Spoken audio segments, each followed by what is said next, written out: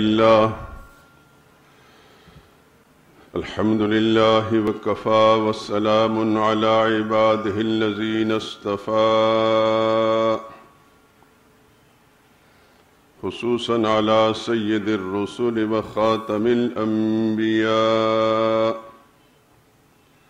وعلى آله المجتبى وأصحابه الأتقياء. أما بعد فإن خير الحديث كتاب الله وخير الهدي هدي محمد صلى الله عليه وسلم وشر الأمور محدثاتها وكل محدثة بدعة وكل بدعة ضلالة وكل ضلالة في النار. أعوذ بالله من الشيطان الرجيم. بسم الله الرحمن الرحيم.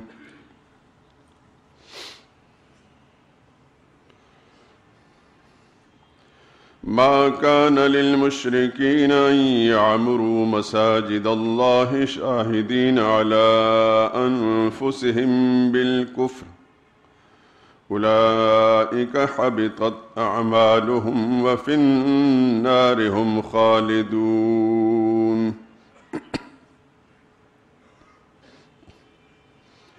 إنما يعمر مساجد الله من آمن بالله واليوم الآخر وأقام الصلاة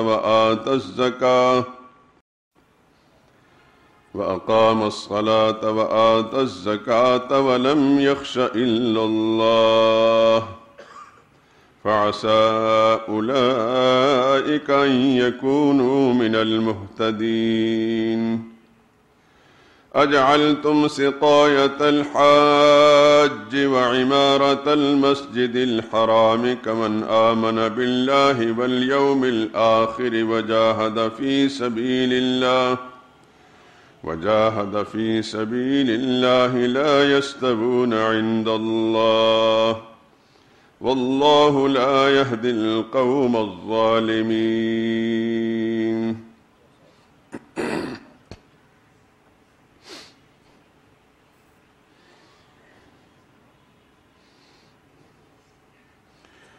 اور مشرکوں کو حق نہیں پہنچتا کہ وہ اللہ کی مسجدوں کی تعمیر کریں جبکہ وہ اپنے آپ پر کفر کی گواہی دے رہے ہیں. ان لوگوں کے سب اعمال بیکار ہیں اور یہ ہمیشہ دوزخ میں رہیں گے.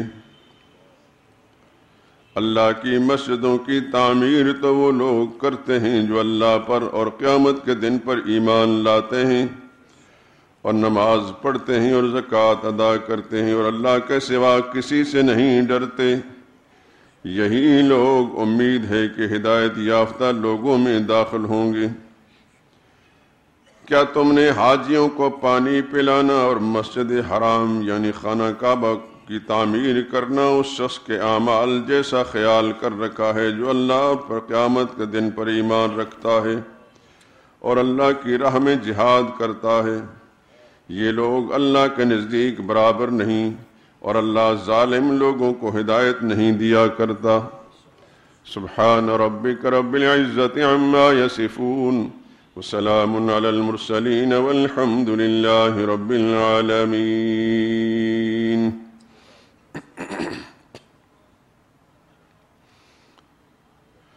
بزرگان محترم، برادران عزیز،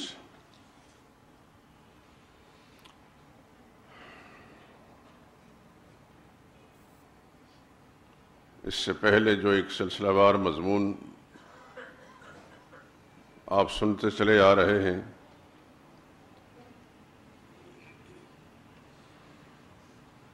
اس میں آخری بات جو گزشتہ سے پیوستہ جمعے میں آپ کی خدمت میں پیش کی گئی کہ شرک کی حقیقت کیا ہے. میں نے عوامی انداز میں بتایا تھا شرک حصے کو کہتے ہیں. دو آدمی کسی معاملے میں شریک ہوں یعنی دونوں کا حصہ ہوتا ہے، حصہ دار ہوتے ہیں۔ قرآن کریم کے اندر تقریباً 2 مقام پر لفظ شرک اسی حصہ کے معنی میں آیا ہے۔ ما لہم فیہما من شرک،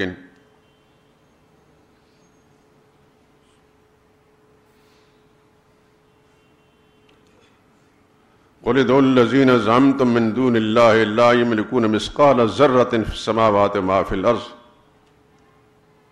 میرے نبی ان لوگوں سے پوچھئے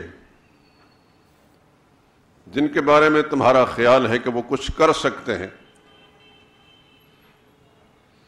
میں اس کائنات کا خالق و مالک اعلان کر رہا ہوں، لا یملکون مثقال ذرۃ،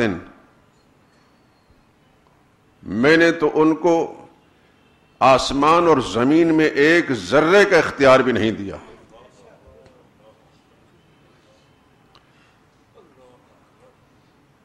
وما لہم فیہما من شرک، کس طرح ان کو میں اختیار دوں یا حصہ کوئی اختیار کے مالک بن سکتے ہیں؟ ان کا تو آسمان و زمین کی تخلیق میں کوئی حصہ ہی نہیں۔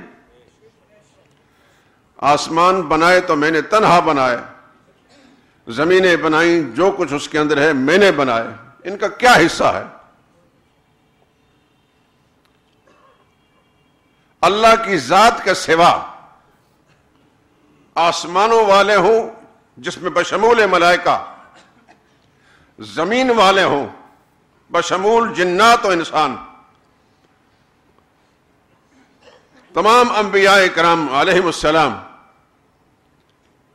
تمام صحابہ کرام اور شہداء کرام، تمام اولیاء اللہ، جنات بھی شامل کر لیجئے، سب مل کر لا یملکون مثقال ذرۃ، اللہ کے نظام قدرت کے اندر ایک ذرے کے اختیار بھی نہیں رکھتے۔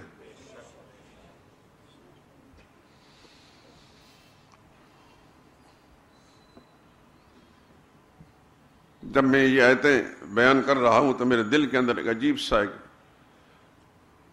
صدمہ پیدا ہو رہا ہے، کاش کہ یہ مذہب کا ٹھیکیدار خدا کی قرآن کی ان آیتوں کو سناتے، کہ جب ہمارے دل و دماغ میں یہ بات بیٹھ جائے کہ وہ بھی ناراض نہ ہو، وہ بھی ناراض نہ ہو، وہ بھی ناراض نہ ہو، میرے عقیدت مندوں کی تعداد کم نہ ہو، اور میری آمدنی اور میرے نذرانے اور شکرانے بند نہ ہو، اس کی زبان سے کب کلمہ حق نکل سکتا ہے؟ یہ تو اللہ کی توفیق جس کو شامل ہوتی ہے، جس کو حاصل ہوتی ہے، وہی کچھ کہہ سکتا ہے، جو سوائے اللہ سے کسی سے نہ ڈرے اور جو سوائے اللہ کے کسی سے امید نہ رکھے۔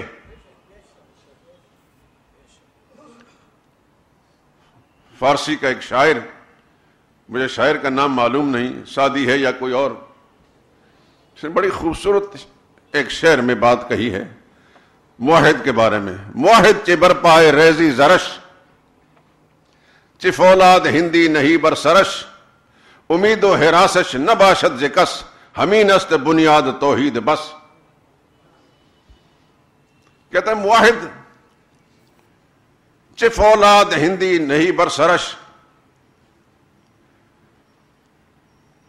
چہ برپائے موحد ریزی زرش، کہ موحد کے پاؤں میں سونے کے ڈھیر لگا دیں، یعنی امید دلائیں، اس کو لالچ دیں، یا ہندی تلوار اس کے سر پر رکھیں، اس کو خوف زدہ کریں۔ امید و حراسش نہ باشد ز کس، نہ اس سونے چاندی کی لالچ اسے گرفتار کر سکتی ہے، اور نہ ہی وہ تلوار کا خوف اس کو اس کلمہ حق سے روک سکتا ہے۔ کہتا ہے ہمین است بنیاد توحید بس، توحید کی یہی بنیاد ہے، نہ وہ اللہ کے سوا کسی سے ڈرتا ہے، نہ اللہ کے سوا کسی سے امید رکھتا ہے۔ جب آمدنیاں کم ہونے کا خطرہ ہو، کلمہ حق زبان پر نہیں آ سکتا۔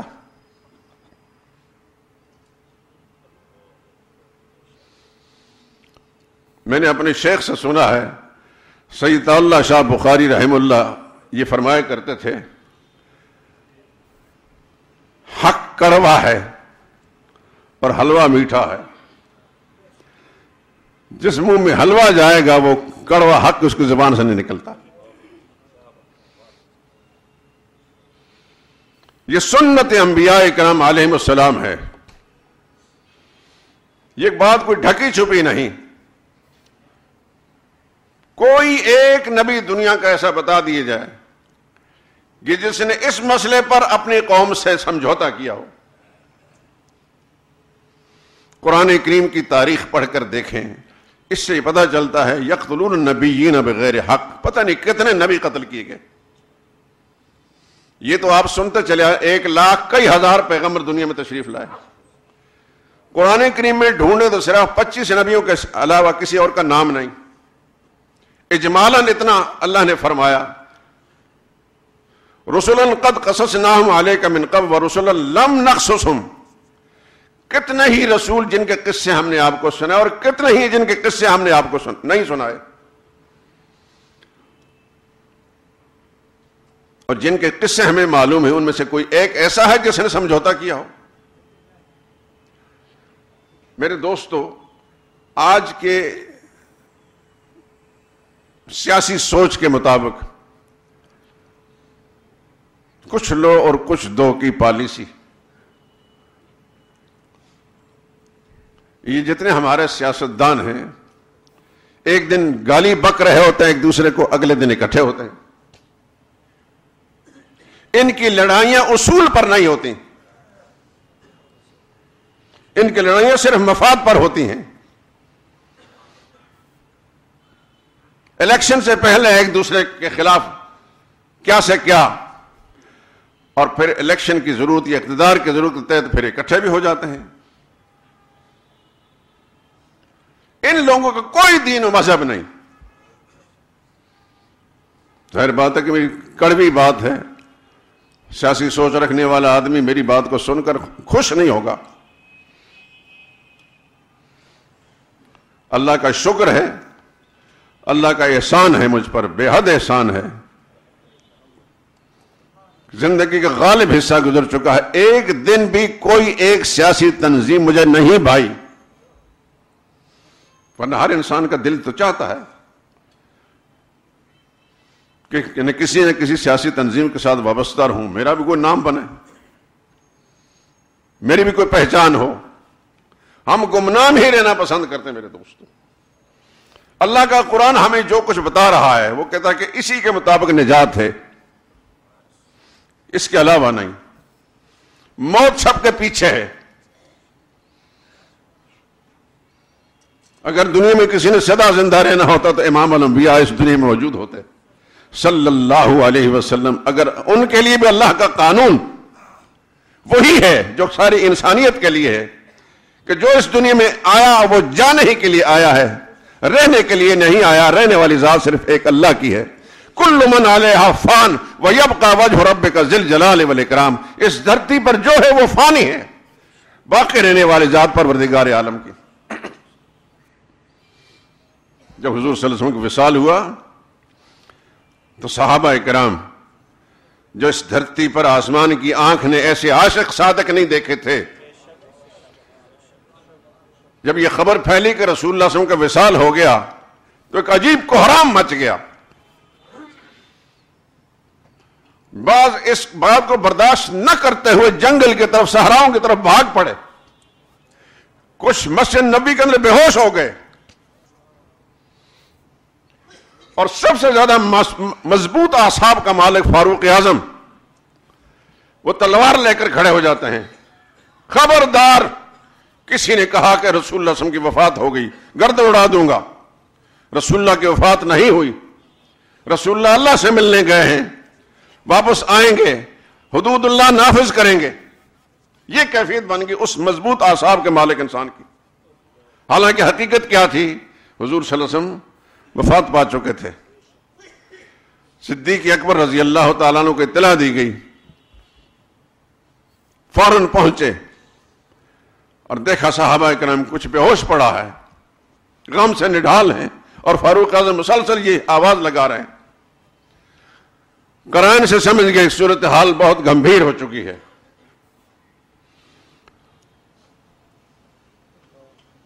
حجرہ اطہر میں جہاں رسول اللہ صلی اللہ علیہ وسلم بدن مبارک تھا داخل ہوئے، چہرہ انور سے چادر ہٹائی، آپ کی پیشانی مبارک پر بوسہ دیا اور فرمایا طبت حیا و میتا، زندگی میں بھی آپ تر و تازہ اور خوشبودار تھے، اور آج بھی وہی کیفیت ہے۔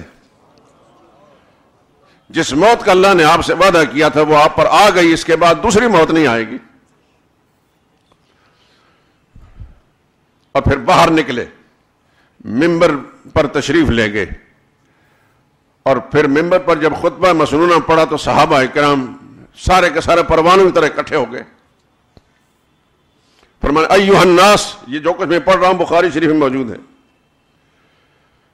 ایھا الناس من کان منکم یعبد محمدا فإن محمدا صلی اللہ علیہ وسلم قد مات۔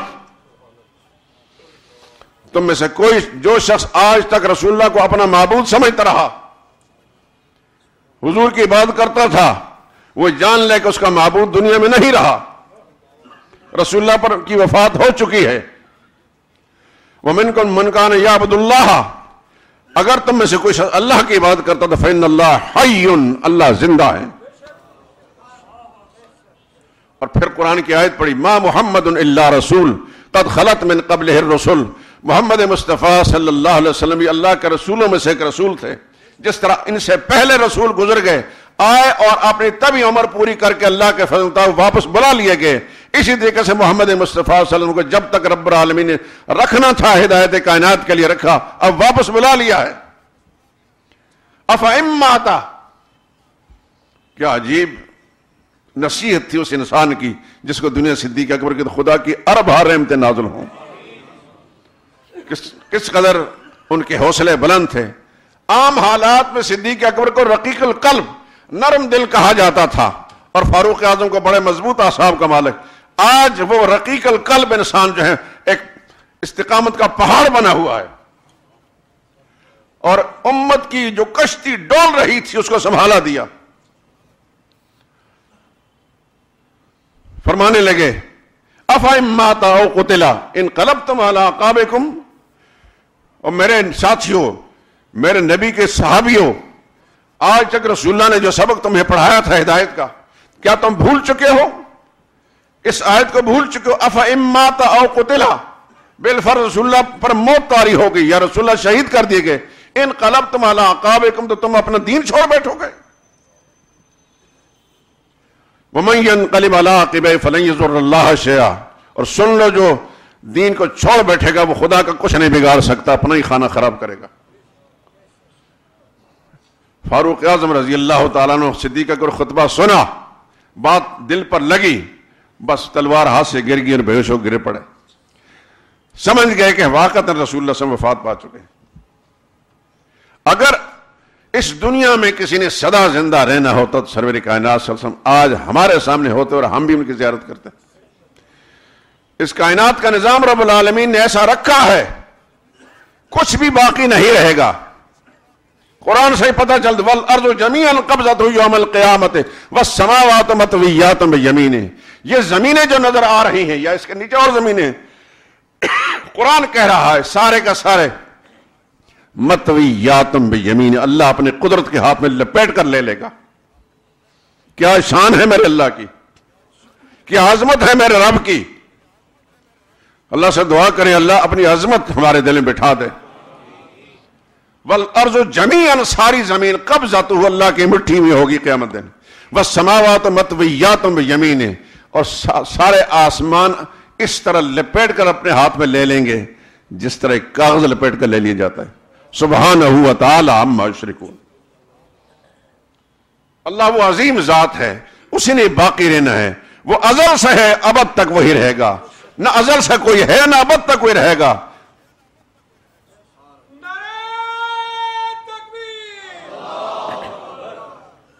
عرض کر رہا تھا میرے دوستو،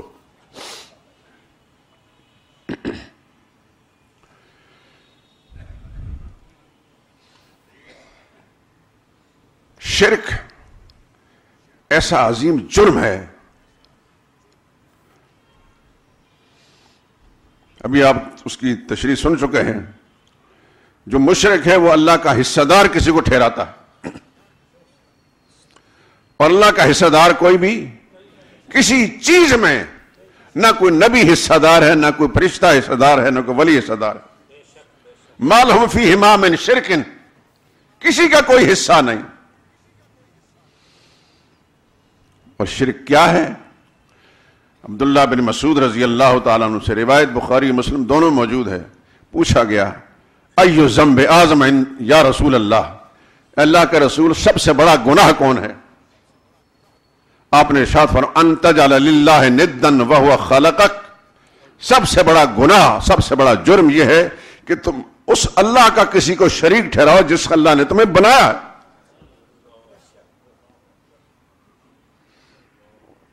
اس انسان کی تخلیق میں کسی انسان کا کوئی ہے حصہ؟ کسی ایک نے بال پیدا کیا ہو،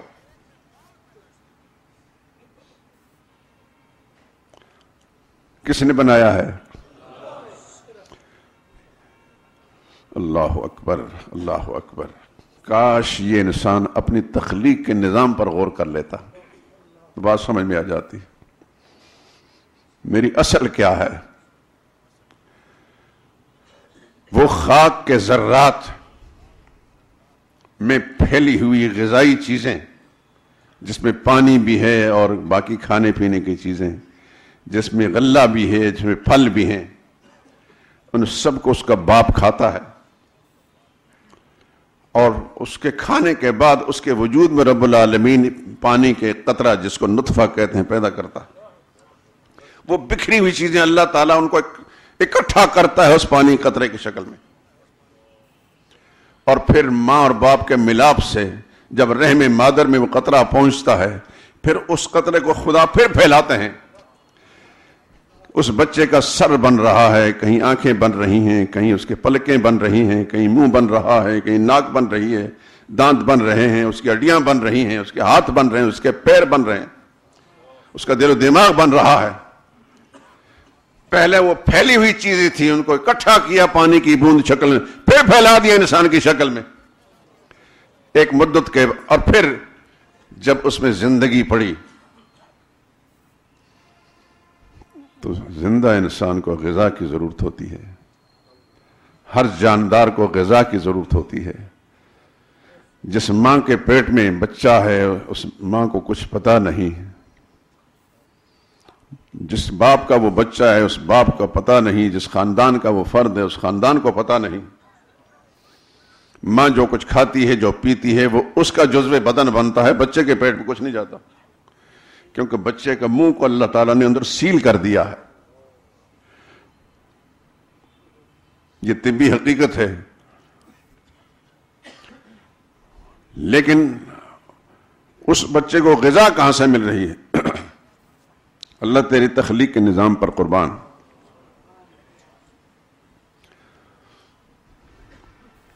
یہ دعا مانگا کریں، یا اللہ ہمیں سراپا ہر وقت ایسا بنا دے کہ تیرے حکم پر قربان ہونے والے بن جائیں۔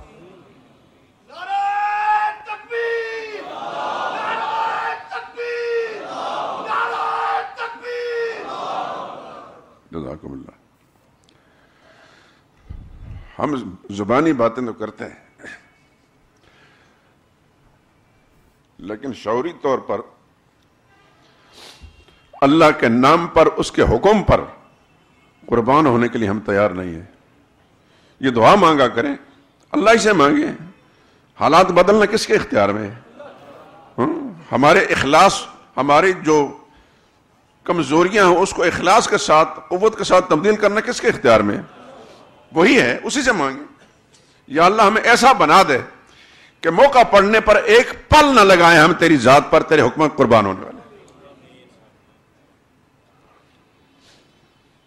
ماں کو پتہ نہیں، باپ کو پتہ نہیں، خاندان کو پتہ نہیں، سارے جہان کو پتہ نہیں بچہ کس طرح پل رہا ہے۔ منہ بند ہے، وہ سیل ہے، ناف کی نالی کے ذریعے سے وہ جو دنیا میں آنے کے بعد کاٹ دی جاتی ہے، ناف کی اس نالی کے ذریعے سے اس بچے کو اللہ غذا پہنچا رہے ہیں۔ غذا بھی کون سی؟ ماں جو کھاتی ہے یا پیتی ہے وہ نہیں، ماں جو دودھ پیتی ہے وہ نہیں، غذا وہ خون ہے جو حمل کے ایام میں باہر نکلنے سے رکا ہوا ہے. اس کو تو ہر باشعور انسان سمجھتا ہے. جب کوئی عورت بالغ ہوتی ہے, صحت مند عورت, ہر مہینے میں کم از کم 3 دن, زیادہ سے زیادہ 10 دن اس کے جسم سے خون خارج ہوتا ہے, جس کو ماہواری کا خون کہتے ہیں. یہ اس کی صحت کی علامت ہوتی ہے. اگر خدا نخواستہ وہ بند ہو جائے تو عورت طرح طرح کے امراض کے شکار ہو کر دنیا سے چلی جائے. اس خون کا نکلنا یہ اس کے اللہ کے قانون کے اندر اس کی صحت مندی کی علامت ہے. لیکن جب حمل ٹھہر جاتا ہے تو وہ خون باہر نکلنا بند ہو جاتا ہے. وہ جو رحم مادر کے اندر بند ہوا ہے, اللہ اس خون کے ذریعے سے اس بچے کو غذا فراہم کر رہے ہیں. وہ خون ہے کیا؟ قرآن کریم سے پوچھیں. قرآن کہتا ہے قل ہوا اذن. صحابہ نے پوچھا یسألونک عن المحیض, میرے نبی آپ سے لوگ ماہواری کے خون کے بارے میں پوچھتے ہیں. قل, جواب دیں, ہوا اذن, وہ ایک اذیت ہے, وہ ایک زہر ہے, وہ ایک بیماری ہے. اللہ تیری شان پر قربان, جس کو خود بیماری فرما رہا ہے, آج اس ننھی جان کی غذا بنا رہا ہے.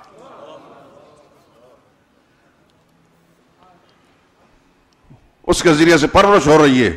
مدت مخصوصہ جو اللہ کے علم میں ہے, اس کو پورا کرنے کے بعد پھر اللہ اس کو دنیا میں بھیجتا ہے.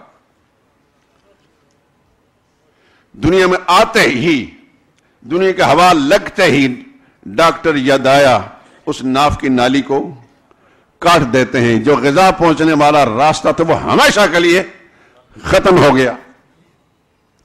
اب کیا کریں؟ بچے سے پوچھیں تمہیں کیا چاہیے, وہ بتا سکتا ہے. دنیا کا کوئی اسکالر, بڑے سے بڑا پروفیسر, نہ ماں پوچھ سکتی ہے, نہ باپ, نہ خاندان, یا بڑے سے بڑا ماہر پوچھ سکتا ہے, یا نہ بچہ جواب دے سکتا ہے. لیکن بہرحال ضرورت اس کو ماں کے پیٹ کے اندر تھی اور اب بھی ہے. اللہ تیری شان پر قربان. ہے کوئی دنیا میں ایسا, میرے رب جیسا کوئی رب, جس کے ربوبیت کا نظام پوری کائنات کے اندر پھیلا ہوا ہے؟ رب کا کیا معنی ہے؟ پالنے والا. کوئی اندازہ ہے سمندر میں کتنی مخلوق ہے؟ شاید آپ نے وہ ٹی وی پر وہ فلمیں تو دیکھی ہوں گی, جانوروں کی جو دکھاتے ہیں سمندر کے اندر. کس قدر مخلوق ہے, کس نے بنائی ہے؟ وہ پورے شعور سے جواب دیں, کس نے پیدا کی ہے؟ ان کی ضرورتوں کو کون جانتا ہے اور کون پوری کر رہا ہے؟ ان کے کتنے پلازے ہیں؟ ان جانوروں کے مارکیٹیں کتنی ہیں؟ ان کی نوکریاں کتنی ہیں؟ ان کی زمینیں کتنی ہیں؟ بینک بیلنس کتنے ہیں؟ ان گنت مخلوق ہے جس کو شمار نہیں کر سکتے. میرے رب نے ان کو بنایا بھی ہے, ان کی حاجات کو بھی جانتا ہے, حالات کو بھی جانتا ہے, اور غذائیں فراہم کر رہا. اس دنیا میں بھیج کر جب ناف کی نالی کٹتی ہے, بچہ روتا ہے, ماں کو کچھ پتا نہیں میں کیا کروں, خاندان کو پتا نہیں, جہان کو پتا نہیں. میرے اللہ نے اس وقت اس کی غذا کا انتظام کیا ہے. اس کو کوئی بات سمجھانا چاہے, بچہ سمجھ نہیں سکتا, پہچانتا بھی کسی کو نہیں, بول نہیں سکتا, جواب نہیں دے سکتا, سمجھ نہیں سکتا. لیکن ایک سمجھ اس استاد ازلی نے, ازلی استاد یعنی رب العالمین نے ایک بات اس بچے کی فطرت میں رکھی ہے کہ تو نے ماں کی چھاتیوں سے لگ کر اپنی غذا کیسے حاصل کرنی ہے. یہ بات ماں بول کر اس کو سمجھا نہیں سکتی تھی, خاندان والے, سارے جہان والے بول کر سمجھا نہیں سکتی تھی. میرے اللہ نے اس کی فطرت میں یہ بات رکھی, الذی خلق فسوی والذی قدر فہدی. اللہ نے اس کو وہ ازلی ہدایت دی ہے, رہنمائی دی ہے کہ ماں کی چھاتیوں کے ساتھ لگتے ہی وہ اپنی غذا حاصل کرنا شروع کر دیتا ہے. اور پھر وہ غذا بھی کیسی ہے میرے دوستو, ہم جو دودھ پیتے ہیں اس کا ایک الگ ذائقہ ہوتا ہے. یہی دودھ اگر اس بچے کو اس وقت پلانا شروع کر دیں تو بچہ ہلاک ہو جائے گا. وہ دودھ کیسا ہوتا ہے بچہ بتا نہیں سکتا. وہ میٹھا ہوتا ہے, وہ پھیکا ہوتا ہے, وہ بدمزہ ہوتا ہے, خوش مزہ ہو جاتا ہے, کیسا ہوتا ہے. لیکن اس کا ایک ایک قطرہ جو ہے اس کے بدن میں پہنچتا ہے, اس کی نشو و نما ہو رہی ہوتی ہے. یہ کس نے سب کچھ کیا ہے؟ یہ ہے رب العالمین، الحمدللہ رب العالمین۔ تمام خوبیاں، تعریفیں، کمالات اسی اللہ کے لیے ہیں جو ساری کائنات کا رب ہے، پالنے والا ہے، جس کی یہ شان ہے، جس نے سب کچھ بنایا ہے، اس کے کسی بھی معاملے میں کسی کو حصہ دار بنانا اس سے بڑا جرم کوئی ہو سکتا ہے؟ اسی لیے اللہ کے نبی سے پوچھے گا ایو ذنب اعظم ایو ذنب اکبر، اے اللہ کے رسول سب سے بڑا گناہ کون سا ہے، عظیم گناہ کون سا ہے؟ فرمایا ان تجعل للہ ندا وہو خلقک، جس اللہ نے تمہیں بنایا ہے۔ اگر انسان وفی انفسکم افلا تبصرون، وہ اللہ کی قدرت کی نشانی تمہارے وجود کے اندر ہے، تم دیکھتے نہیں۔ یہ انگلی کا ایک ناخن جو ہے، جیسا اللہ نے بنایا ہے، یہ انگلی کی زینت کی علامت ہے، یہ ناخن اتار دے، بتائیے ایمانداری سے انگلی خوبصورت لگتی ہے؟ یہاں جو اللہ تعالیٰ نے یہ ابرو بنائے ہیں، اگر ان ابروں کو اللہ تعالیٰ اتار دے یا پیدا ہی نہ کرے، خوبصورت لگے گا؟ جہاں جہاں میرے اللہ نے جو جو چیز بنائی ہے وہی حسن و جمال کی خوب علامت ہے۔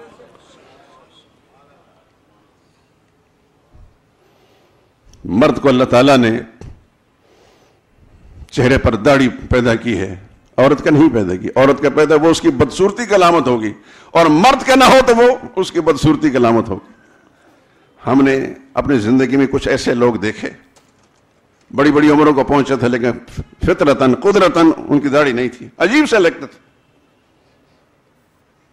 یعنی داڑھی پیدا نہ ہونے سے نہ اس کے مردانگی میں کوئی کمی تھی، نہ ان کی قوت میں کوئی کمی تھی، لیکن بال اللہ نے نہیں بنائے۔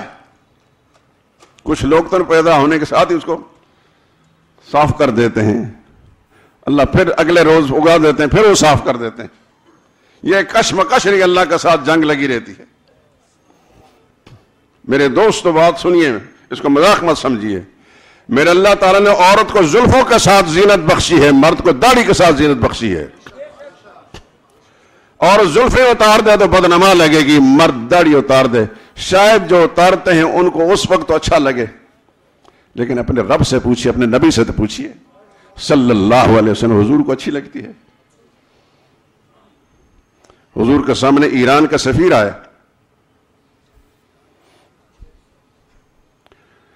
ایران مشرکوں کا ملک تھا، آتش پرستوں کا ملک تھا، آگ پوجنے والوں کا ملک تھا، کسرا ان کا بڑا تھا۔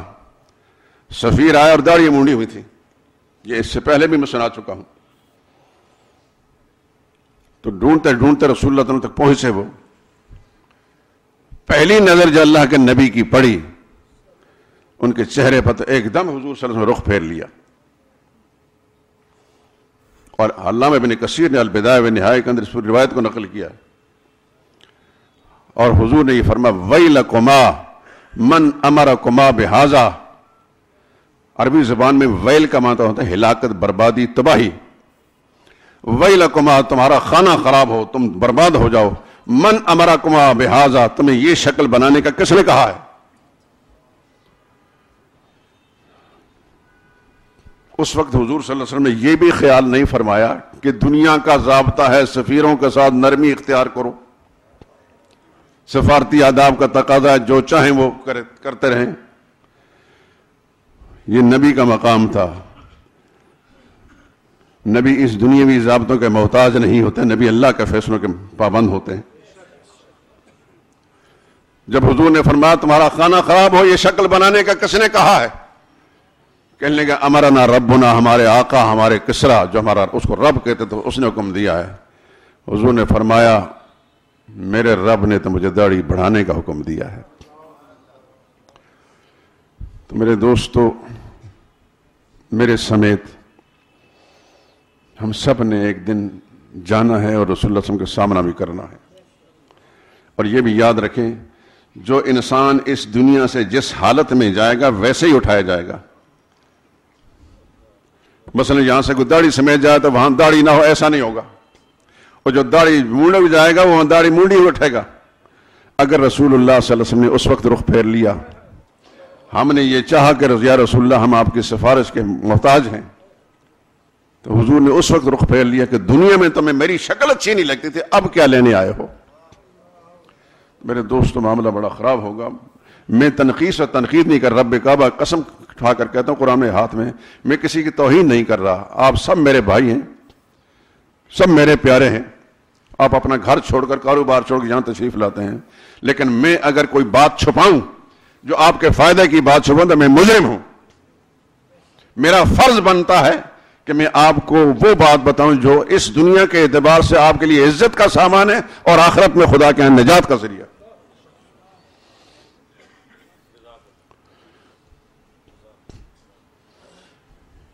خیر، بات ہو رہی تھی اس چھوٹے سے بچے کی. اس کو دودھ ملتا ہے اور اس کو وہ چوسنا شروع کر دیتا ہے. ماں نے نہیں سمجھایا، باپ نے نہیں سمجھایا، خاندان نے نہیں سمجھایا، جہان نے نہیں سمجھایا، بس اسی نے سمجھایا جس نے اس کو پیدا کیا ہے. کیسا ذائقہ ہے؟ اس دودھ کو ہٹا کر دوسرا دنیا کا دودھ بچے کو پلانا شروع کر دے، نہیں پیے گا، ماں کا دودھ ہی پیے گا، اس لیے کہ اس کو جو لذت اس میں آتی ہے کسی اور میں نہیں ہے. ایک عرصے کے بعد پھر وہ غذائی اجناس کھانا شروع کر دیتا ہے، حتیٰ کہ وہ جوان ہو جاتا ہے، پھر سب کچھ کھاتا ہے. وہی لقمہ جو بڑا جوان آدمی گوشت میں بوٹی روٹی سب ملا کر اسی بچے کے منہ میں ٹھونس دیا جائے، اس کی غذا بنے گی، وہ اس کی ہلاکت کا سامان. رب اس ذات کو کہتے ہیں جو ہر ایک کی پرورش اس کے حساب سے کرتا ہے. اس وقت اس کو کس طرح کی پرورش کی ضرورت ہے اس حساب سے تربیت کر رہا. بات یہ کر رہا تھا میرے دوستو، جس ذات کی ایسی شان ہو، اس کے کسی بھی معاملے میں کسی بھی کو بھی حصہ دار بنا لیا جائے، اس سے بڑا جرم دنیا میں کیوں ہے؟ اس لیے اللہ کا نبی سے پوچھا گیا ایو ذنب اعظم، سب سے بڑا جرم کون سا؟ فرما ان تجعل للہ ندا وهو خلقک. سب سے بڑا جرم یہ ہے کہ خدا کے کسی بھی معاملے میں کسی کو حصہ دار بنایا جس نے اللہ نے تم کو بنایا ہے. اللہ نے جو شکلیں دی ہیں اسی میں حسن ہے، اسی میں خوبصورتی ہے. اور پھر دیکھیے اللہ کی شان پہ قربان جائیے. امام مالک رحمۃ اللہ تعالی سے کسی نے پوچھا، امام مالک نے پوچھا اللہ ہے؟ میں کہا ہے. اللہ ہونے کی علامت کیا ہے؟ فرمایا انسان کا چہرہ. دنیا میں کتنے انسان ہیں؟ کوئی شمار ہے؟ ہر ایک کو ایک چہرہ دیا ہے، اس کے رخسار ہیں، اس کا ماتھا ہے، اس کی آنکھیں، اس کی ناک ہے، اس کے ہونٹ ہیں، اس کے کان ہیں. ایک انسان 100% دوسرے انسان سے ملتا ہے. ایک ماں باپ سے پیدا ہوئے 100% ایک دوسرے سے پیدا. کتنے دنیا میں انسان ہیں، ہر ایک کو اللہ تعالیٰ نے اس مختصر سے حصے کے اندر یہ چہرہ دیا ہے، لیکن اس کے اندر کوئی نہ کوئی امتیاز رکھا ہے. جو امتیاز رکھنے والی ذات ہے اسی کو ہم خدا کہتے ہیں.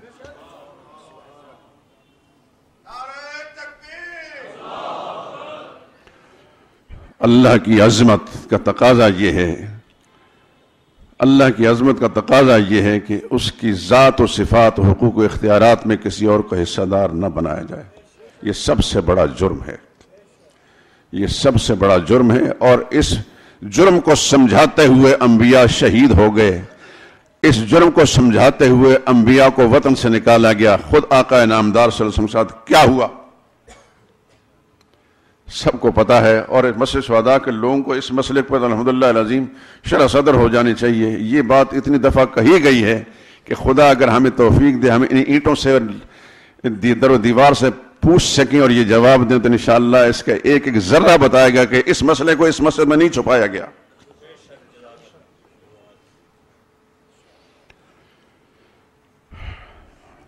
سب سے بڑا جرم یہ ہے. یہ آپ سن چکے ہیں کہ اللہ نے قرآن میں فرمایا من یشرک باللہ فقد حرم اللہ علیہ الجنہ. جو اللہ کا کسی کو حصہ دار سمجھے گا اللہ نے اس پر جنت حرام ٹھہرا دی.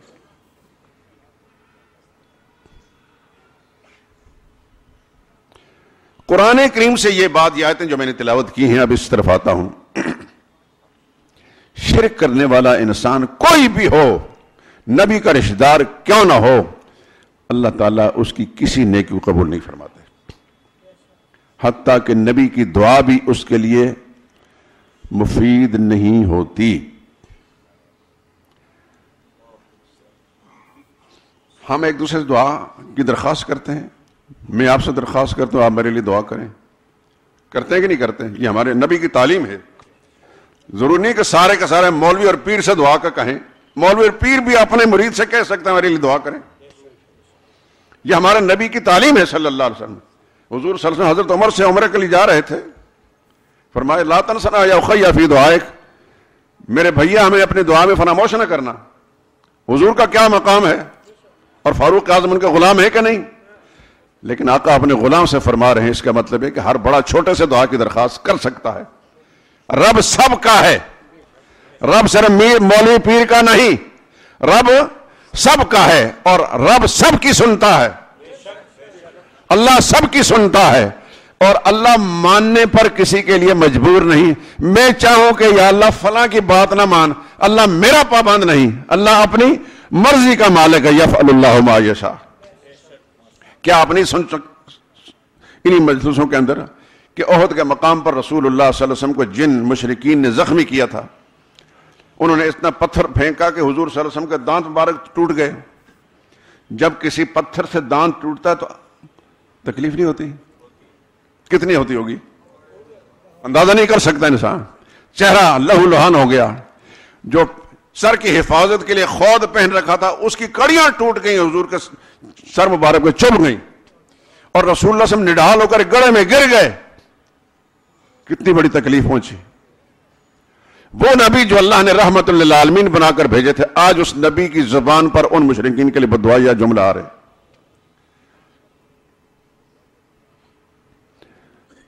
حضور نے فرمایا یا اللہ ان کو تباہ کر دے۔ نبی سے بڑھ کر کسی کی دعا یا بددعا ہو سکتی ہے؟ سوچ بھی نہیں سکتے۔ لیکن اللہ اپنی مرضی کے مالک ہیں۔ میں یہ بات سمجھانا چاہتا ہوں آپ کو، اللہ اپنی مرضی کے مالک ہیں۔ اس نے اس قرآن میں کہا یفعل اللہ ما یشاء، اللہ جو چاہتا ہے وہ کرتا ہے۔ ادھر بددعا ہوئی، اللہ کی وحی آ گئی۔ سورہ آل عمران کی آیت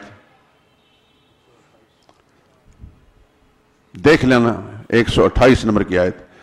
لَيْسَ لَكَ مِنَ الْأَمْرِ شَيْءٌ أَوْ يَتُوبَ عَلَيْهِمْ أَوْ يُعَذِّبَهُمْ فَإِنَّهُمْ ظَالِمُونَ لِلَّهِ مَا فِي السَّمَاوَاتِ وَمَا فِي الْأَرْضِ۔ میرے لاڈلے پیغمبر میں جانتا ہوں، دیکھ بھی رہا ہوں کہ آج ان مشرکوں کے ہاتھوں سے آپ کو بڑی سخت تکلیف پہنچی ہے، آپ لہو لہان ہو گئے۔ یہ بات مجھ سے پوشیدہ نہیں، میں سب جانتا ہوں۔ آپ نے ان کی تباہی کے لیے بددعا کی ہے، لیکن میرا فیصلہ بھی سن لیجئے۔ لیس لک من الامر شیء، اس معاملے میں نے آپ کو کوئی اختیار نہیں دیا کہ آپ ان کو سزا دیں یا معاف کر دیں۔ للہ ما فی السماوات وما فی الارض، زمین و آسمان میں راج جس ذات کا ہے وہی فیصلہ کرے گا۔ اللہ ہی کا راج ہے آسمانوں میں اور زمین میں، اس کی بادشاہت ہے۔ یغفر لمن یشاء ویعذب من یشاء، وہ جس کو چاہے گا معاف کر دے گا اور جس کو چاہے گا سزا دے گا۔ واللہ غفور الرحیم۔ اس آخری جملے میں اشارہ کر دیا کہ اللہ نے اپنے غفوریت رحیمیت کا مظاہرہ کرتے ہوئے ان کو تباہ برباد کرنے کی بجائے ان کو ایمان کی دولت سے مالا مال کر کے آپ کے قدموں میں ڈال کر آپ کا رضاکار بنا دینا ہے۔ مرضی کس کی چلتی ہے؟ جب حضور صلی اللہ علیہ وسلم زخمی ہوئے تھے تو حضور صلی اللہ علیہ وسلم کا مقام اللہ کے نزدیک نہیں تھا۔ رسول اللہ جب بدعا فرماتے تو ان کا مقام اللہ کے نزدیک نہیں تھا۔ اللہ کے نزدیک پہلے بھی وہ مقام تھا، بعد میں وہ مقام تھا، وہی عظمت تھی۔ لیکن اللہ تعالیٰ اپنے فیصلوں کا خود مختار ہے، اپنی مرضی کا مالک ہے، وہ کسی سے پوچھ کر فیصلے نہیں کرتا۔ تو عرض یہ کر رہا تھا کہ مشرک انسان کی کوئی نیکی اللہ کے ہاں قبول نہیں ہوتی، چاہے مشرک نبی کا رشتہ دار کیوں نہ ہو۔ ایک مشرک کا حال عام طور پر آپ سنتے ہیں، لیکن شکل کچھ دوسری بنا کر پیش کی جاتی ہے۔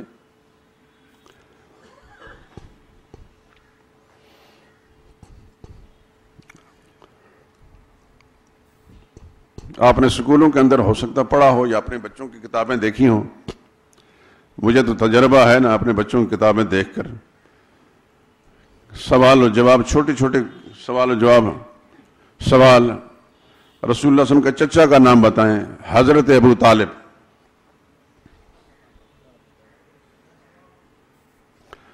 علیہ السلام تو خیر اب پوسٹوں پر لکھا ہوا نظر آتا ہے آپ کو۔ دکھ کے ساتھ میں کہہ رہا ہوں میرے دوستو، خدا کی قسم کھا کر کہہ رہا ہوں، مجھے ان لوگوں پر کوئی گلہ نہیں، مجھے گلہ اس مولوی پر ہے، اس پیر پر ہے۔ اتنا ظالم ہے، اتنا بدبخت ہے، اس نے اس قوم کے مذہب کا استحصال کیا ہے۔ اس نے اگر اللہ کے نبی کی صحیح تعلیمات پیش کی ہوتی، قوم کا یہ مزاج نہ ہوتا۔ آخر وہ کسی جن نے تو نہیں لکھ دیا اس کتاب کے اندر۔ حضور کے وہ چچا جو مسلمان تھے، وہ مسلمانوں کا نام ان کا نہیں آتا ہے، نہ حضرت حمزہ کا نام یاد ہے، نہ حضرت عباس کا، اور وہ چچا جو مشرک ہے وہ نام یاد ہے، بچوں کو بھی یاد کرائے جاتے ہیں۔ ابو طالب، اس کا اصل نام کیا تھا؟ عبد مناف۔ مناف مشرکین کا ایک بت تھا، مناف کا بندہ، اس کے نام پر نام رکھا گیا تھا، لیکن ابو طالب اس لیے کہتے تھے کہ ان کے ایک بیٹے کا نام طالب تھا، اس کی وجہ سے ابو طالب، طالب کا باپ، یہی مشہور ہو گیا۔ اس کی موت کا وقت آیا، پوری زندگی رسول اللہ پر ایمان نہیں لایا۔ موت کا وقت آیا، رسول اللہ صلی اللہ علیہ وسلم اس کے پاس گئے اور فرمایا حضور صلی اللہ علیہ وسلم نے کہ چچا اب بھی موقع ہے، کلمہ پڑھ لیں، میں خدا کے سامنے گواہ بن جاؤں گا۔ اسی وقت ابو جہل بھی وہاں پاس بیٹھا تھا، ایک اور آدمی بھی۔ ان دونوں نے کہا خبردار اپنی خاندان کی ناک نہ کاٹ دینا، محمد کا دین قبول نہیں کرنا۔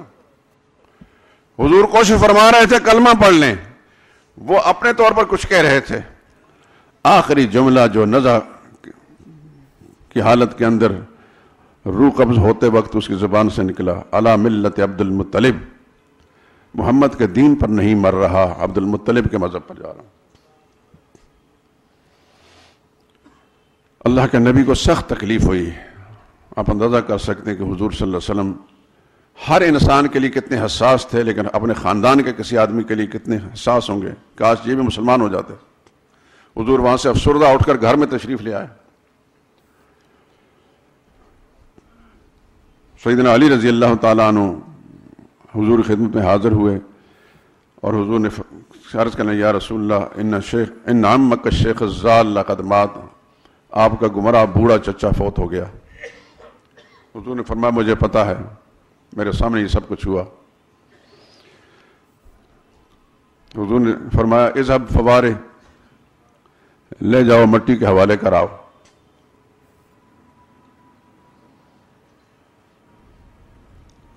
ایک قدم بھی رسول اللہ صلی اللہ علیہ وسلم نے اپنے گھر کی دہلیز سے باہر نہیں نکالا اس کی میت کو رخصت کرنے کے لیے۔ جبکہ مسلمان فوت ہوتے تھے رسول اللہ صلی اللہ علیہ وسلم کے جنازہ پڑھانے تشریف لے جاتے تھے۔ قرآن کا فیصلہ آ گیا، ما كان للنبي والذين آمنوا أن يستغفروا للمشركين ولو كانوا أولي قربى۔ حضور نے چاہا تھا گو کہ میرے چچا نے ایمان اسلام قبول نہیں کیا، لیکن میں کوشش کروں گا کہ اللہ کے عذاب سے بچ جائے، مغفرت کی بخشش کی دعا کروں گا۔ اللہ کی طرف سے اعلان آ گیا، سورہ توبہ کی آیت، ما کان للنبی، نبی کو بھی حق نہیں پہنچتا، والذین آمنوا، اور کسی مسلمان کو بھی حق نہیں پہنچتا، ان یستغفروا للمشرکین، کہ مشرکوں کے حق میں بخشش کی دعا مانگے۔ من بعد ما تبین لهم، جبکہ ان پر یہ بات واضح ہو چکی ہے، انہم اصحاب الجحیم، کہ ان کا خاتمہ شرک اور کفر پر ہوا ہے اور یہ جہنمی لوگ ہیں۔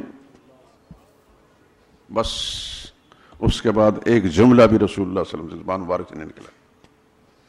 اس سے پہلے حضور نے کوشش کی کہ یہ اس کی بخشش ہو جائے۔ مشرک وہ انسان ہے کہ جس کے لیے نبی کی دعا بھی مفید نہیں ہو سکتی۔ پچھلے جمعے سن چکے ہیں کہ ابراہیم علیہ السلام نے کوشش کی تھی اپنے باپ کے لیے، اللہ نے اعلان کر دی انی حرمت الجنت الکافرین، میں نے کافروں پر جنت حرام ٹھہرا دی۔ مشرک کوئی عمل بھی کرے، خانہ کعبہ کی تعمیر کرے، اللہ کے ہاں قبول نہیں۔ یہ آیتیں جو میں نے پڑھی ہیں، اللہ نے واضح طور پر اعلان فرمایا اولئک حبطت اعمالہم۔